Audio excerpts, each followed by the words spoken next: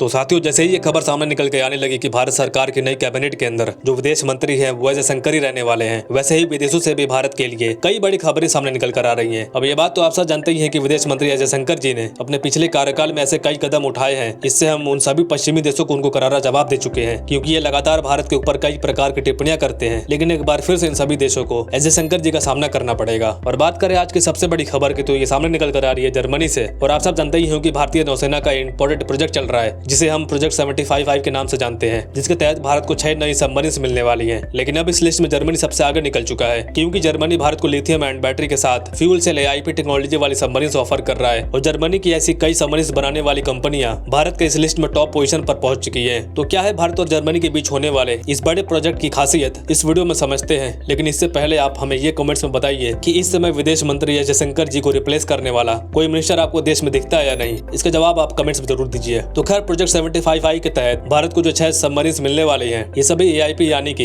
Air dependent propulsion system वाली तकनीक के साथ होंगी, यानी समुद्र की गहराई में आसानी से छिप सकती है और तेज रफ्तार के साथ अपनी पोजीशन को भी या लोकेशन को भी बदल सकती हैं। और इसी प्रोजेक्ट में पार्टिसिपेट करने के लिए जर्मनी हो या फिर स्पेन, इन दोनों ही देशों ने अपने कुछ नियम कानून बदल दिए हैं, ताकि भारत से यह कॉन्ट्रैक्ट उन्हें किसी भी हालत में मिल जाए। लेकिन अगर बात की जाए जर्मनी की, तो अब यहाँ जर्मनी की जर्मन शिप बिल्डर भारत के कॉन्ट्रैक्ट में सबसे आगे शामिल हो चुकी है। वहीं अपनी 214 क्लास सबमरीन की पेशकश भारत के सामने कर चुकी है। इसी के साथ 212 CD पनडुब्बी जो इनकी ही कैटेगरी में शामिल की जाती हैं, वो AIP टेक्नोलॉजी के साथ तैयार की गई हैं। और रिसेंटली यूरोपियन टाइम्स की रिपोर्ट के मुताबिक प्रोजेक्ट 75 के तहत और जर्मनी टॉप पोजीशन पर पहुंच चुका है। वहीं बात की जाए लिथियम आयन बैटरी पावर और नॉर्मल फ्यूल सेल में क्या डिफरेंस होने वाला है, तो यहाँ पर ऐसे सबमरीन कम स्पीड के साथ लंबी दूरी तय कर सकती हैं, लेकिन लिथियम बैटरी वाली हाई स्पीड के साथ चलाई जा सकती है। और यूरोपियन देश इसका इस्तेमाल नहीं करते हैं। मतलब देखा जाए तो ये टेक्नोलॉजी इनके पास लंबे समय से पड़ी हुई है और ये चाहते हैं कि ये टेक्नोलॉजी किसी भी देश को बेची जाए। क्योंकि अगर हम ईस्टर्न कंट्रीज की बात करें, तो यहाँ पर जापान ऐसे टेक्नोलॉजी की सबमरीन का ज्यादा इस्तेमाल करता है, क्योंकि ये लंबे समय तक पानी में रह सकते हैं। ऐसे ही सबमरीन की सबसे ज्यादा जरूरत है, और ऐसी एक भी सबमरीन हमें मिल जाती है तो हम पूरे बे ऑफ बंगाल को कवर कर सकते हैं। तो खैर, आज के लिए इतना ही। Thank you very much for listening. See you in the next video.